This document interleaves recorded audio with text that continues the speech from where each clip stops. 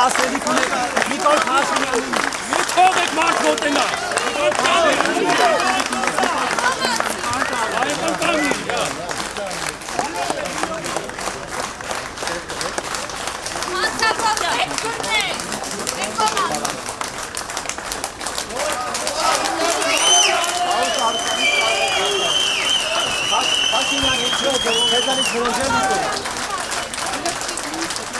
Ինչ դրվագով են բերել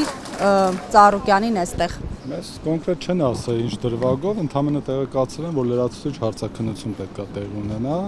Մենք եկել ենք լրացուցիչ հարցաքննության։ Հիմա թե ընթացքում ինչ գործողություններ կատարվեն, դա տեղում կերևա, այս բանը կոնկրետ մեզ տեղեկացվել է դրա մասին։ Խոսքը խոշոշապով հարկերից խուսափելու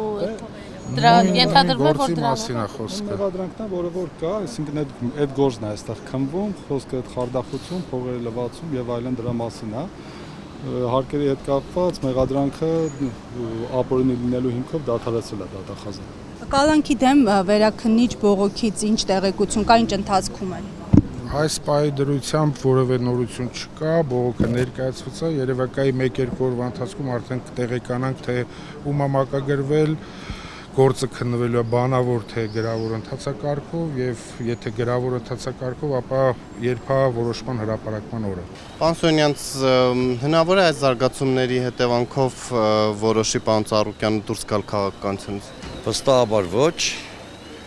մեր ստացած ազդակները եւ ընդհանրապես նրա հրապարակային հայտարարությունները, որ ԱԱԾ-ից մեկ ուսանից արվում են, այլ բանի մասին են խոսում, մարտական է տրամադրվածությունը եւ